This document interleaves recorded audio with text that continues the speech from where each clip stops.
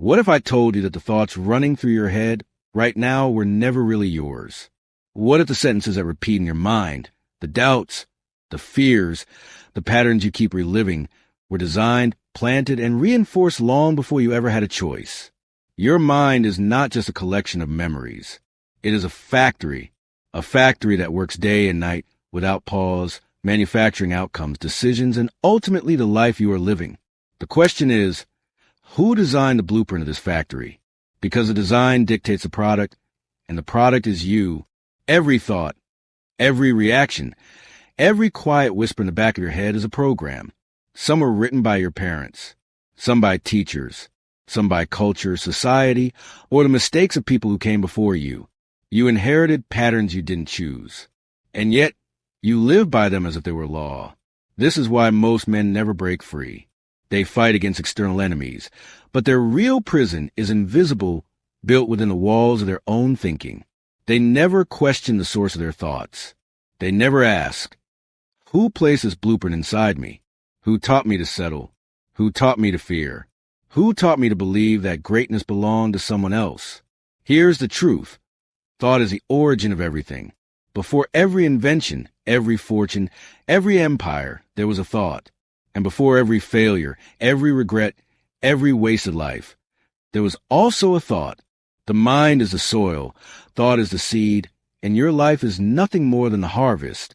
But here is where it gets terrifying. Most people allow anyone to throw seeds into their soil.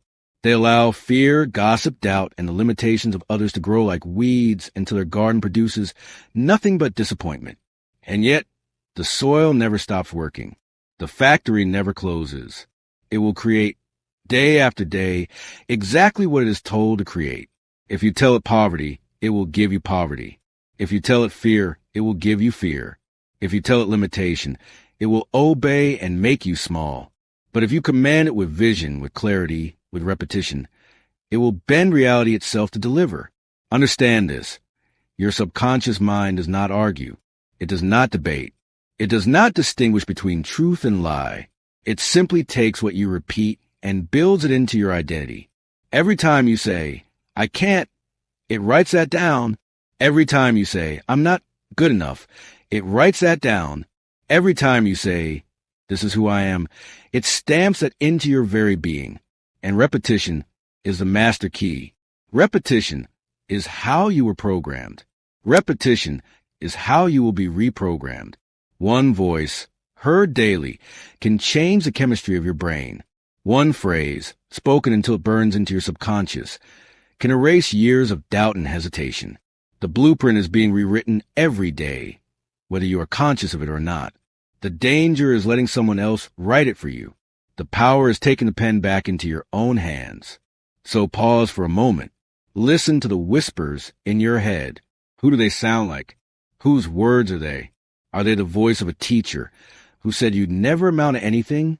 The voice of a parent who spoke from their own fear? Or are they your voice, clear, commanding, and unwavering? Because the mind will obey whichever voice it hears most often. And the one who masters that voice masters his destiny. Now that you understand the factory of the mind, you must confront its greatest enemy, fear. Fear is the silent dictator that rules most lives. It doesn't arrive with chains or weapons. It arrives as hesitation, as a tiny whisper that says, not now, not you, not possible. And every time you listen, you give away power. Napoleon Hill once called them the 6 ghosts of fear. They haunt every man, every dreamer, every warrior who ever tried to rise. Fear of poverty, fear of criticism, fear of ill health, fear of loss, fear of old age, fear of death. These phantoms live in the dark corridors of the subconscious, shaping your choices before you even realize you've chosen. Think about it. How many opportunities have you let slip because fear whispered, what if you fail? How many words have you swallowed because fear warned, what will they think of you? How many times have you settled for less? Not because you lack talent, but because fear convinced you to stand still. Fear is not real. It is an illusion, a program, a shadow cast by old beliefs. But it feels real because repetition has given it life. It has been rehearsed inside you for years. which means the same weapon that created fear is the weapon that destroys it. Repetition. This is where the law of autosuggestion enters. Every thought you deliberately plan in your mind, every phrase you choose to repeat, every image you choose to hold, reshapes the blueprint of your subconscious. When you speak words of power daily, you begin to drown out the voice of fear. When you see yourself as a man you intend to become, and you hold that image until it burns, your subconscious has no choice but to obey. Repetition is not magic. It is mechanics. Just as a muscle grows through repeated strain, your identity grows through repeated thought. Say a lie long enough, and the mind makes it truth. Say a truth long enough, and the mind makes it destiny. But you cannot simply wish for transformation. You must fight for it. Every day, the old programming will resist. The voice of fear will rise, reminding you of who you were. It will try to drag you back into the shadows of hesitation. This is the battle every man must face, the war between the voice of fear and the voice of faith. And in this war, identity is a battlefield. If you continue to call yourself weak, if you continue to see yourself as small, the subconscious will make sure your actions match. But the moment you begin to speak in the language of strength, the moment you say, I am disciplined, I am unshakable, I am inevitable, your subconscious begins to rewrite your reality. This is why the greatest transformations often look like madness from the outside. People will say, you've changed. They won't understand why you speak differently, walk differently, choose differently. They don't see the factory inside your mind being rebuilt. They don't hear the commands you whisper to yourself when no one is listening. They only see the results. The new man rising from the ashes of the old. And make no mistake, fear will not vanish quietly. It will fight. It will disguise itself as logic, as caution, as practicality. It will say, be realistic. But reality is nothing more than a mirror of repeated thought. Change the thought, change the mirror, change reality. So ask yourself, which voice will you let win? The ghost that has ruled you for years? Or the new voice you choose to rehearse daily? The one that commands your future instead of obeying your past? Because every repetition is a vote. Every phrase you speak is a seed, and the harvest is inevitable. There comes a moment when thought is not enough. Repetition is not enough. You must decide. Decision is a gateway that separates dreamers from doers, the uncertain from the unstoppable. A man who hesitates dies slowly. A man who decides lives quickly. When you decide with finality, without retreat, you cut off every path of escape and force life to obey. The weak wait for certainty before they act. The strong act and certainty follows. Every empire, every revolution, every fortune began when someone said, this is it. I move forward, no matter the cost.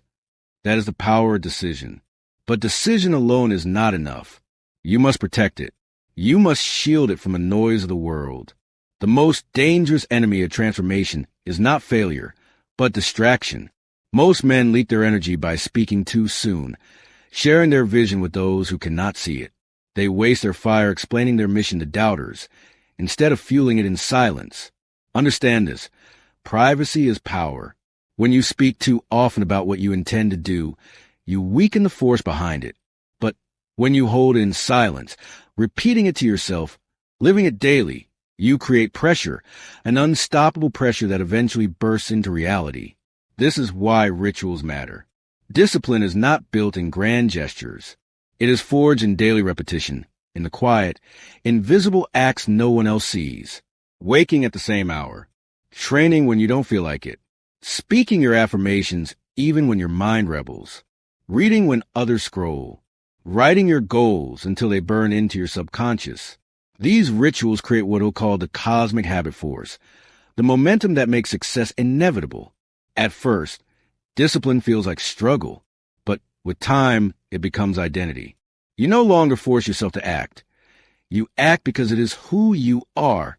The man who once hesitated becomes a man who moves without thought, because his factory has been rebuilt, his programming has been rewritten. And here is the final truth. Transformation is not loud. It does not announce itself with fireworks. It is silent, invisible, steady, until one day the world wakes up and sees you unrecognizable. They will call it sudden. They will call it luck. But you will know the truth. It was decision. It was silence. It was ritual. It was repetition. Now the question is not whether you can change. You already can. The question is, will you? Will you take back the blueprint of your mind? Will you command the factory instead of letting it run on borrowed programs? Will you face the 6 ghosts of fear and replace them with the repetition of power? Will you decide, once and for all, that your life belongs to you and not to the whispers of your past? If the answer is yes, then begin now. Do not wait for the right mood, the perfect day, or someone's permission. Begin with a single phrase. Speak it. Repeat it. Burn it into your soul until the factory obeys. Say it when you wake. Say it when you walk. Say it when fear rises. Say it until the voice inside you changes, until the old programming dies, until your very being becomes proof that thought, decision, and ritual are stronger than any limitation. This is not motivation. This is not inspiration. This is reprogramming. This is a quiet war for your destiny. And the one who wins that war will not just live differently. He will live as if he commands reality itself.